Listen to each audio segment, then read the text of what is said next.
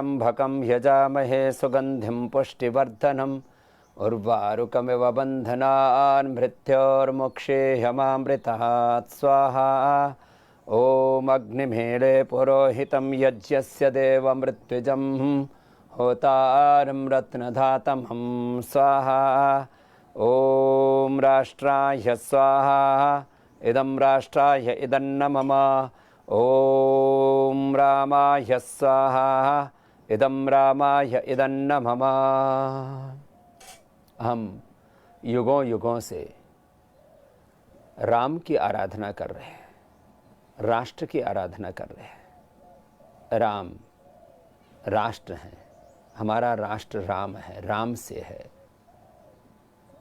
राम हमारे नाम में है, हमारे काम में है। राम का नाम हमारे होठों पर है। राम का प्रेम हमारे हृदय में है, राम की भक्ति हमारे हृदय में है। राम का चिंतन हमारे चित्त चेतना, और राम हमारी आत्मा है। राम इस राष्ट्र की आत्मा है। राम हमारे प्राण है। राम हमारी संस्कृति है। राम हमारी सभ्यता है। राम धर्म है, राम अध्यात्म है, राम मर्यादा है, राम अहिंसा है, राम सत्य है। राम योग है, अध्यात्म है, राम मुक्ति है, राम मोक्ष है। माने राम एक मात्र नाम नहीं है। राम एक धर्म, अध्यात्म, संस्कृति, परंपरा, जीवन पद्धति, मर्यादा, और राम पूरी हमारी अस्मिता है। ये बात मैं इसलिए नहीं कह रहा हूँ कि मैं राम को मानने वाले एक संस्कृति में, एक सभ्यता में, एक सनातन परंपरा में जन्मा हूँ। ठीक है, मेरी माँ ने मेरा नाम बचपन में रामकृष्ण रखा, और बाद में भी संन्यास में आने के बाद भी रामदेव आज मेरा नाम है। नामों के पीछे एक बहुत बड़ी सांस्कृतिक विरासत होती है। हमारी पहचान क्या, हमारा मूल क्या है, हमारे पूर्वज कौन है, हमारा इतिहास क्या है। ये राष्ट्र एक दो दिनों में खड़ा नहीं हुआ है। 1,96,08,53,119 वर्ष पुरानी, लगभग 200 करोड़ वर्ष पुरानी हमारी संस्कृति है। और इस सांस्कृतिक विरासत के मूल में चरित्र किसका है? राम का है, कृष्ण का है, हनुमान का है, शिव का है, गौतम कणाद जमिनी पाणिनि पतंजलि का है। और राम और सीता के चरित्र की आदर्श सुन करके हम पैदा हुए हैं। उन्हीं के नाम और उन्हीं के काम को अपना आदर्श मान करके हम आगे बढ़ें, और अपने महान पूर्वज उन अवतारी सत्ताओं के हम अनुगामी हैं। और आज राम मंदिर मात्र एक मंदिर की बात नहीं है, यह बात है अपनी सांस्कृतिक विरासत को गौरव देने की। तो मैं प्रथम तो कृतज्ञ हृदय से जो इस राम मंदिर के आंदोलन में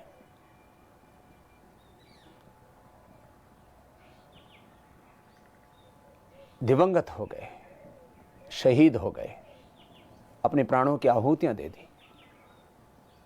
एक बहुत लंबे कालखंड तक ये संघर्ष चला, और उसके बाद ये आज शुभ दिन देखने को मिल रहा है हमको कि दिव्य और भव्य राम मंदिर का शिलान्यास, भूमि पूजन हो रहा है। और जिस तरह से आज दुनिया में लगभग 1400 वर्ष पहले जो एक मजहब आया, उस मजहब के लोगों ने मक्का मदीना में अपना एक तीर्थ बनाया हुआ है। मैं किसी मत पंथ के साथ भगवान राम की तुलना नहीं कर रहा हूँ, और करनी भी नहीं चाहिए। हमारे राम सब मत पंथ मजहबों से परे हैं, और राम केवल मात्र सनातनी हिंदुओं के ही नहीं है, वो केवल भारतवासियों के ही नहीं है, वो पूरे विश्व के लिए एक आदर्श हैं। राम एक मर्यादा है, राम मैंने कहा एक परंपरा है, राम एक संस्कृति, एक सभ्यता है। राम एक मानवीय मूल्यों के नैतिक मूल्यों के, आध्यात्मिक मूल्यों के, जीवन मूल्यों के सबसे बड़े आदर्श और प्रतीक हैं। वो रोल मॉडल, आइकॉन है पूरी दुनिया के। भारत के लिए पूर्वज हो सकते हैं, लेकिन पूरी दुनिया के लोगों के लिए भी तो एक मानवीय मूल्यों का, आदर्शों का, मर्यादाओं का, परंपराओं का कोई एक सशक्त आदर्श चाहिए कि जीवन कैसा हो। तो राम भरत सा हो, राम लक्ष्मण सा हो, सीता माता जैसा हो, उसके सबसे बड़े हमारे आदर्श हैं। इसलिए मैं कह रहा हूँ, ये बात व्यक्तिनिष्ठ बात नहीं है, एक ये वस्तुनिष्ठ बात है, एक सत्यनिष्ठ बात है कि राम जो है वो इस पूरी मानवता के हैं, लेकिन आखिर उनका जन्म, उनका जीवन, उनका चरित्र, वह भी एक बहुत बड़ा सत्य है। और इसलिए मैं कह रहा हूँ कि 1400 साल पहले एक पंथ, एक मजहब मिडिल ईस्ट से पैदा हुआ, आज उसका विस्तार काफ़ी दुनिया के देशों तक है। उन्होंने अपने पूर्वजों के, उनको वो पैगंबर बोलते हैं, जो भी नाम बोलें, उनकी स्मृति में कहो, उनके प्रति अपनी कृतज्ञता व्यक्त करने के लिए कहो, मक्का मदीना में एक बहुत बड़ा तीर्थ बना रखा है। ईसाई लोगों ने वेटिकन सिटी को एक राष्ट्र का दर्जा दे रखा है। और जो वेटिकन सिटी का जो पोप होता है पूरी दुनिया में, जो ईसाई धर्म, ईसाई मत, पंथ, संप्रदाय जो भी हम बोलें, उसका जो प्रचार प्रसार चलता है, उसका केंद्र वेटिकन सिटी, तो उसके पोप को एक राष्ट्राध्यक्ष की तरह पूरी दुनिया के देश सम्मान देते हैं। खैर, मैं वेटिकन सिटी से, मक्का मदीना से या किसी और दुनिया के किसी तीर्थ से अयोध्या की तुलना नहीं कर रहा हूँ, क्योंकि तुलना हो भी नहीं सकती, और हम किसी के साथ राम की तुलना करना भी नहीं चाहते। क्यों करें आखिर? और महापुरुषों में तुलना करनी भी नहीं चाहिए, ये मैंने अपने बड़ों से सुना है। लेकिन इतनी बात मैं ज़रूर कहता हूँ, आज दुनिया में जितनी भी उपलब्ध संस्कृतियाँ हैं, सभ्यताएँ हैं, उपलब्ध जितने भी चरित्र हैं, उपलब्ध जितना भी साहित्य है, सांस्कृतिक विरासत है, उसमें हमें ये फक्र होना चाहिए कि सबसे बड़ी सांस्कृतिक विरासत वो भारत की है। सबसे उन्नत धर्म ग्रंथ वो भारत के पास में है, सबसे उन्नत साहित्य वो भारत के पास में है, कला वो भारत के पास में, संगीत वो भारत के पास में, संस्कृत भाषा दुनिया की सबसे प्राचीन भारत की भाषा वो हमारे पास में, उसका सबसे प्राचीन व्याकरण, पाणिनि व्याकरण हमारे पास में, सबसे प्राचीन सांख्य, योग, न्याय, वैशेषिक, वेदांत, मीमांसा, सबसे पुराना दर्शन शास्त्र हमारे पास में है, सबसे पुराने काव्य शास्त्र रामायण हमारे पास में, वाल्मीकि रामायण, फिर तुलसी रामायण और सब, ये तो एक श्रृंखला है। दुनिया का सबसे पुराना चिकित्सा शास्त्र हमारे पास में, चरक सुश्रुत, धन्वंतरी की जो हमारी देन है, चरक संहिता, सुश्रुत संहिता। और दुनिया की सबसे प्राचीन शिक्षा व्यवस्था, गुरुकुलीय शिक्षा व्यवस्था, वो हमारे पास है। वैयक्तिक जीवन, पारिवारिक व्यवस्था, सामाजिक व्यवस्था, आर्थिक राजनीतिक व्यवस्था का पाठ जिस देश ने सिखाया वो भारतवर्ष है। और उस भारतवर्ष के महान पूर्वज हैं मर्यादा पुरुषोत्तम श्री राम। वो अवतारी सत्ता है हमारे लिए, वो हमारे पूर्वज हैं हमारे लिए, पूरी मानवता के लिए वो मानवीय आदर्शों के एक श्रेष्ठतम शिखर हैं, वो हिमालय। वो मानवीय आदर्शों के सबसे ऊंचे, सबसे श्रेष्ठ, सबसे दिव्य और भव्य, अप्रतिम, अतुल्य और अनुकरणीय हमारे लिए आदर्श हैं। किस रूप में हम राम को कहें तो राम इस राष्ट्र के 100 करोड़ से अधिक हिंदुओं के नहीं, वो पूरी दुनिया के हैं। और ऐसे मर्यादा पुरुषोत्तम श्री राम के पुण्यभूमि, उनकी जन्मभूमि, और जिस धरती को उन्होंने धन्य किया, ऐसी उस अयोध्या, और जिसके पीछे का एक बहुत बड़ा सांस्कृतिक गौरव, एक विरासत हमारे साथ है, उस धरती पर भगवान मर्यादा पुरुषोत्तम श्री राम का मंदिर बनने जा रहा है। और इस समय जो भी इस पूरी धरती पर 750 करोड़ से अधिक लोग बसते, उनकी आंखों के सामने ये सौभाग्य जिनकी तप बलिदान से हमको देखने को मिला है, उन सब महापुरुषों के जो आज नहीं हैं, उन महान आत्माओं को प्रणाम करते हुए, जो आज हैं जिन्होंने इसके लिए बहुत संघर्ष तप किया, उनको प्रणाम करते हुए, और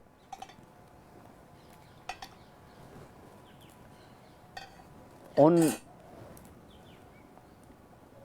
राम भक्तों को, उन राष्ट्र भक्तों को, उन संस्कृति के उपासकों को,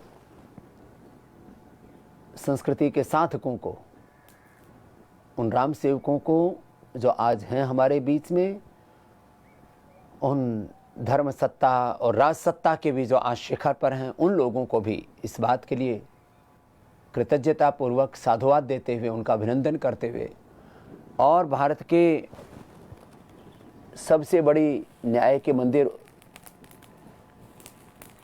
हमारे सुप्रीम कोर्ट, उच्चतम न्यायालय को भी इस बात के लिए कृतज्ञतापूर्वक धन्यवाद देते हुए कि चलो, एक वर्षों से जिसकी आस थी, जो विश्वास था हमारा, उसको उन्होंने तोड़ा नहीं, और आखिर ये घड़ी आ ही गई है। मैं स्वयं भी अयोध्या जा रहा हूँ, और ये गौरवशाली क्षण होंगे। कुछ प्रत्यक्ष रूप से वहाँ पर रह पाएंगे। यदि कोरोना काल न होता तो मुझे लगता है कम से कम 1 करोड़ से अधिक लोग अयोध्या में होते। यदि कोरोना काल न होता तो 1 करोड़ से अधिक लोग इस पल के साक्षी होने के लिए वहाँ पर होते। लेकिन मुझे विश्वास है ये काल भी हटेगा, ये अंधेरा भी छटेगा, और जब राम मंदिर का उद्घाटन होगा, अब तो शिलान्यास भूमि पूजन हो रहा है, तब 1 करोड़ से अधिक लोगों का एक पूरा, मुझे लगता है एक विशेष आयोजन वहाँ पर करना होगा। उसकी क्या व्यवस्था होगी? जैसे हमारे यहाँ कुंभ में करोड़ों लोग आकर के और दर्शन करते हैं, तो एक क्रम रखना होगा कि मंदिर के उद्घाटन के दिन और उसके बाद किस तरह से इस व्यवस्था को साकार रूप दिया जाएगा, उसकी तो आगे व्यवस्था बनेगी।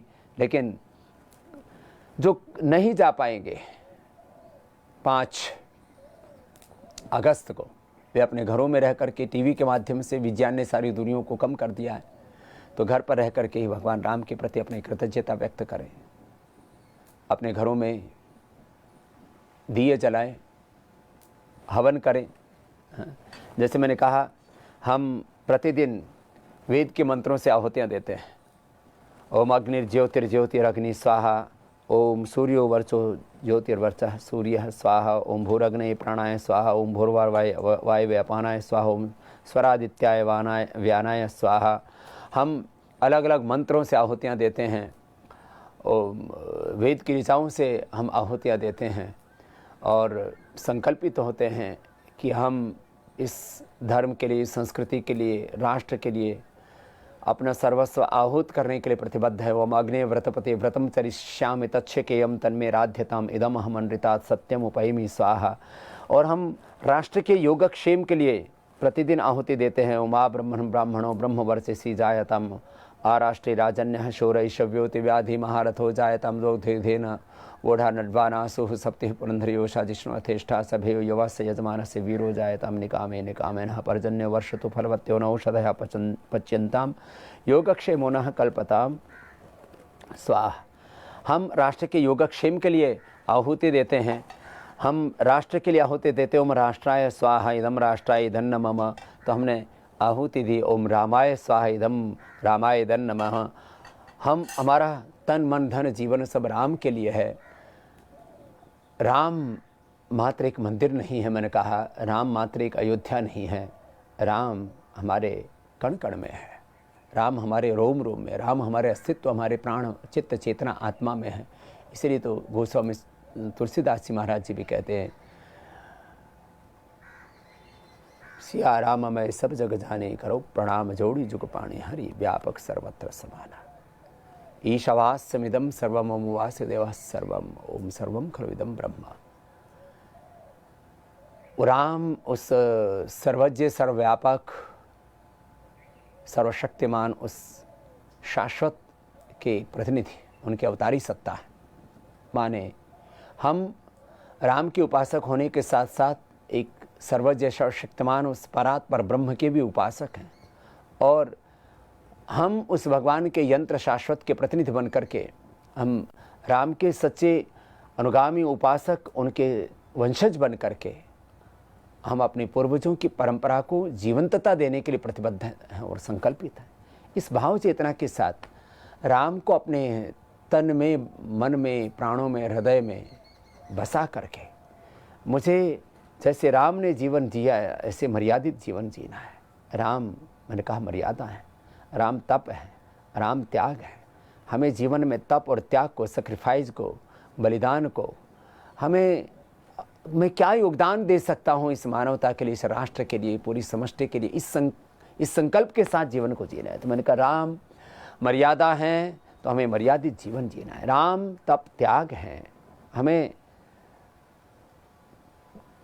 मैं क्या बटोर सकता हूँ ऐसा जीवन नहीं जीना, मैं क्या बांट सकता हूँ, मैं क्या अर्पित कर सकता हूँ, मेरा तन मन धन जीवन मातृभूमि के लिए, धर्म के लिए, संस्कृति के लिए, मानवता के लिए, समष्टि की सेवा के लिए मैं क्या अर्पित कर सकता हूँ, इस भाव चेतना के साथ हमें जीवन जीना चाहिए। और इसमें अपने सब प्रकार से सर्वात्मना अपने आहुतियाँ देनी चाहिए। तो अपने घरों में रह कर के आप दिए जलाइए, हवन कीजिए, राम स्तुति कीजिए, आप वाल्मीकि रामायण का पाठ कीजिए, तुलसी रामायण का पाठ कीजिए। आप जैसे राम राज्य की संकल्पना वाल्मीकि रामायण में है और जैसे गोस्वामी तुलसीदास जी ने गाया है, आदि दैविक आदि भौतिक आध्यात्मिक कोई ताप, भौतिक दैहिक दैविक भौतिक तापा, राम राज्य का हुई नहीं व्यापा। और जिस प्रकार से कोई अल्पायु नहीं होते थे, कोई बीमार नहीं होते थे, सब सुंदर, सब विवृज शरीरा, और सब परस्पर प्रीतिपूर्वक रहा करते थे, चारों ओर वनौषधियाँ हुआ करते थे। हमने ये संकल्प लिया है, अभी जड़ी बूटी दिवस पर श्रद्धेय आचार्य श्री का जन्मदिन भी होता है 4 अगस्त को, कि 1 करोड़ पेड़ पौधे वनस्पतियाँ हम पूरे देश भर में लगाएंगे, इस धरा को सस्य श्यामला बनाएंगे। और राम राज्य में ऐसे ही था, किसी भी प्रकार से कहीं पर कोई दरिद्रता नहीं थी, ना धन की दरिद्रता, न विचारों की दरिद्रता, न चरित्र की दरिद्रता, सब प्रकार का वैभव था। ऐसा परम वैभवशाली राष्ट्र, ऐसी परम वैभवशाली भारत माता को बनाने के लिए हमें अपने जीवन में बहुत संघर्ष करना पड़ेगा, तप करना पड़ेगा, साधना करनी पड़ेगी। उसके लिए हमें बहुत बड़ा योगदान देना पड़ेगा राष्ट्र निर्माण के लिए। तो इस प्रकार से मैंने कहा राम राष्ट्र हैं, राम चरित्र हैं, राम जीवन का श्रेष्ठ आचरण है, राम संयम है, राम सदाचार हैं, राम संतोष हैं, राम सुचिता हैं, राम दिव्यता है, राम भव्यता है, राम सबके हैं, सबके लिए प्रेम है राम के हृदय में, सबके लिए करुणा है राम के, वनवासियों के राम है, आदिवासियों के राम है, वो अहिल्या के भी राम है, वो सीता के भी राम है, वो अयोध्या के भी राम है, वो राष्ट्र के भी राम है, और वो पूरी मानवता के राम है। ऐसे राम के हम चरित्र का उनके चिंतन करते हुए और हम इन क्षणों को सौभाग्य के साथ जिए कि हमें सौभाग्य मिल रहा है कि हमारी आंखों के सामने ये शुभ घड़ी आई है, और इसकी प्रतीक्षा कितने वर्षों से थी, वो प्रतीक्षा अब पूरी हुई है और एक दिव्य भव्य राम मंदिर बन रहा है। हम इस राष्ट्र में फिर से राम राज्य लाने के लिए चारों तरफ सब प्रकार का सुख हो, स्वास्थ्य हो, समृद्धि हो, वैभव हो, कहीं पर कोई भेदभाव अन्याय ना हो, शोषण ना हो, एक ऐसा समाज, एक ऐसा राष्ट्र और एक ऐसा विश्व बनाने के लिए हम प्रतिबद्ध हों, संकल्पित हों। इसी संकल्प के साथ हम आप सबका आह्वान करते हैं और सबसे भी प्रार्थना करते हैं, आइए सब इस यज्ञ में सम्मिलित होइए, आप भी इसमें अपने अपने आहुतियाँ दीजिए और अपने तन मन धन जीवन की आहुतियाँ अर्पित करके किस प्रकार से इस राष्ट्रीय यज्ञ में सब लोग अपने अपने अंशदान दे रहे हैं। एक बहुत बड़ा ये अनुष्ठान है और इसके लिए पूरा राष्ट्र ही नहीं, पूरे विश्व में फैले हमारे NRI भारतीय नहीं, पूरी दुनिया में भी राम के उपासकों की एक बहुत बड़ी श्रृंखला है। जो राम को अपना सर्वस्व मानते हैं, राम को अपना आराध्य मानते हैं, चाहे राम को अपना उपास्य मान करके उनके भक्त उपासक हैं, अथवा राम को अपना पूर्वज मान करके उनके अपने को अनुगामी मानते हैं, राम के चरित्र को अपने आँखों के सामने रख करके जो जीते हैं, जिस भी रूप में राम को स्वीकार करते हैं, ऐसे करोड़ों करोड़ों राम भक्तों के लिए आज ये बहुत बड़ा सौभाग्य आया हमारी आँखों के सामने। इस सौभाग्य को हम एक उत्सव की तरह मनाएं और बहुत सैकड़ों साधु संत महापुरुष और आदरणीय श्री मोदी जी से लेकर के आदरणीय श्री योगी जी से लेकर के श्रद्धेय मोहन भागवत जी से लेकर के हमारे पूज्य परम आदरणीय महंत नृत्य गोपाल दास जी से लेकर के और इस देश के सभी अखाड़े आचार्य महामंडलेश्वर और तमाम वो महापुरुष जिन्होंने इस आंदोलन के अंदर, राम मंदिर के आंदोलन के अंदर बहुत बड़ी भूमिका निभाई, उन सब की भी वहाँ पर भागीदारी हो रही है। और हमारे पूज्य श्रद्धेय मुरारी बापू जैसे महापुरुष जिन्होंने राम का चरित्र पूरे इस भूमंडल पर, इस ब्रह्मांड में गाया है, जल में, थल में, आकाश में, जहाँ माने कोई शायद दुनिया का क्षेत्र कोना बाकी नहीं रहा है जहाँ उन्होंने राम का चरित्र नहीं गाया। और एक जैसे मैंने कहा ना, सबके राम, उस तरह से राम के चरित्र को गा करके सबके भीतर राम जैसे देवत्व को, सीता जैसे देवत्व, उनके सतीत्व को सबके बीच में जिस तरह से उन्होंने गाया है, जगाया है। और राम नाम की महिमा नहीं, राम के चरित्र की महिमा, और सब प्रकार से राम का जो एक विराट व्यक्तित्व है, जो एक उनका एक असीम चरित्र है, अनंत चरित्र है, उसको गाया है।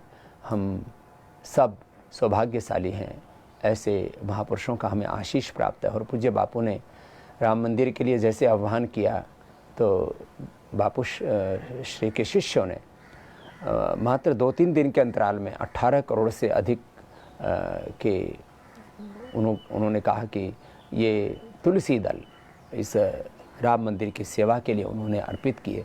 मैं पूज्य बापू का भी अभिनंदन करता हूँ और सब महापुरुषों का भी अभिनंदन करता हूँ। आओ हम सब मिल करके इस राम मंदिर के इस दिव्य भव्य शिलान्यास भूमि पूजन के अनुष्ठान में इस सौभाग्य को अपने हृदय में सदा सदा के लिए संजो के रखें, क्योंकि जीवन तो अनादि और अनंत है और ऐसे क्षणों का साक्ष्य होने का सौभाग्य यह इस जीवन में दुर्लभ है। एक ही बार होता है ये सौभाग्य।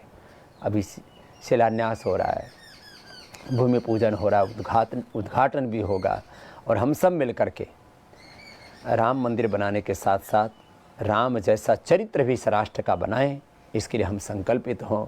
इतनी ही सी बात कह करके फिर आपसे मिलेंगे 5 तारीख को अयोध्या में, और इस अनुष्ठान को और जीवंतता के साथ आपके सामने रखेंगे।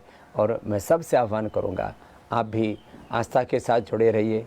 आस्था और संस्कार ऐसे चैनल हैं जिन्होंने भगवान राम के चरित्र को घर घर तक पहुंचाने के लिए एक बहुत बड़ी सेवा की है। पिछले 2 दशकों में, पिछले 20 वर्षों में आस्था और संस्कार के माध्यम से जो राम कथाएँ हैं, भागवत कथाएँ हैं, हमारे वेद, दर्शन, उपनिषद, जो हमारी सांस्कृतिक विरासत है, जो हमारी ऋषियों की ज्ञान परंपरा है, हमारी जो धरोहर है, उसको घर घर तक पहुंचाने के लिए एक बहुत बड़ी भूमिका आस्था और संस्कार ने निभाई है। उसके लिए आस्था और संस्कार का भी अभिनंदन है इस बात के लिए, क्योंकि एक साधु संत महात्मा, एक विद्वान जब कथा प्रवचन करता है तो 10, 20, 50 हज़ार से लेकर के अधिकतम लाख लोग आकर के सुन सकते हैं, लेकिन करोड़ों करोड़ों लोगों तक भगवान राम का, भगवान कृष्ण का चरित्र, हमारे ऋषियों के ज्ञान को घर घर तक पहुंचा करके घर घर को देवालय बनाने का, मंदिर बनाने का काम, और इस पूरे विश्व में भारतीय संस्कृति को भगवान राम कृष्ण आदि अपने महापुरुषों के शिव की चरित्र को ले जाने का काम भी आस्था संस्कार ने किया। उसके लिए आस्था और संस्कार का भी बहुत बहुत अभिनंदन। और आस्था और संस्कार के जो करोड़ों करोड़ों जो आस्थावान दर्शक हैं उनको भी मेरा बहुत बहुत विनम्र प्रणाम। जय श्री राम। ओम शांति शांति शांति।